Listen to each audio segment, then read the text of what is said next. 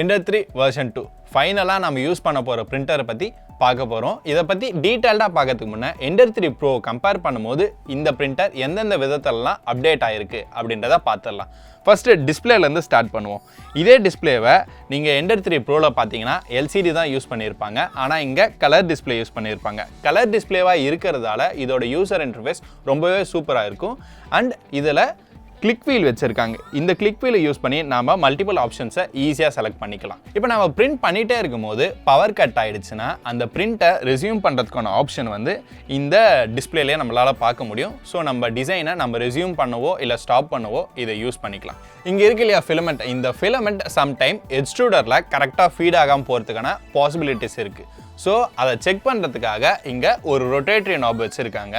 Filament கரெக்டாக எக்ஸ்ட்ரூடரில் feet ஆகிட்டே இருந்துச்சுன்னா அந்த நாப் லேஸாக ரொட்டேட் ஆகிட்டே இருக்கும். இப்போ இந்த பிரிண்டரில் பார்த்தீங்கன்னா நாசலையும் பிரிண்ட் பெட்டையும் மூவ் பண்ண ஃப்ரேமில் பெல்ட் ஆட் பண்ணியிருப்பாங்க. இதை நம்ம யூஸ் பண்ண அந்த பெல்ட் லூஸ் ஆக ஆரம்பிச்சிடும். ஸோ அந்த பெல்ட்டை டைட் பண்ணுறதுக்காக இங்கே 2 ஃப்ரேம்லேயுமே நாப் கொடுத்துருப்பாங்க. இந்த நாபை யூஸ் பண்ணி நம்ம அந்த பெல்ட்டை டைட் பண்ணிக்கலாம். இந்த பெல்ட்டை டைட் பண்ணுற ஃபீச்சர் Ender 3 version 2ல தான் இருக்குது. ப்ரோவில் அந்த ஆப்ஷன் கிடையாது. Ender 3 Proவில் பார்த்தீங்கன்னா பவர் சப்ளையை ஃப்ரேமுக்கு சைடில் வச்சுருப்பாங்க. அது வந்து அப்பியரன்ஸ்க்கும் நல்லா இருக்காது அண்ட் அது ஒரு சேஃபான மெத்தடும் கிடையாது. இதுவே Ender 3 version 2ல பார்த்தீங்கன்னா பவர் சப்ளையை பாட்டமில் இங்கே வச்சுருப்பாங்க. இது அப்பியரன்ஸ் வைஸும் கரெக்டாக இருக்கும் அண்ட் சேஃபான மெத்தடும் கூட.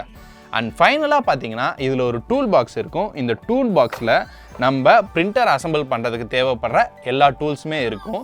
அண்ட் அதில் அடிஷ்னலாக ஒரு நாசலும் அந்த நாசலை க்ளீன் பண்ணுறதுக்கான நீடலும் இருக்கும். இது கூடவே சில டூல்ஸும் இருக்கும்.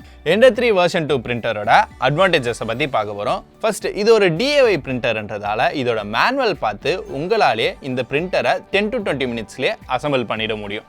அண்ட் இது ரொம்ப காம்பேக்டாக சின்னதாக இருக்கிறதால இதை உங்கள் டெஸ்க்டாப்லேயே வச்சு யூஸ் பண்ணிக்கவும் முடியும். இந்த பிரிண்டரில் V-slot மெக்கானிசம் யூஸ் பண்ணுறதால இந்த பிரிண்டரோட மூமெண்ட்ஸ்லாம் ரொம்ப ஸ்மூத்தாக தான் இருக்கும்.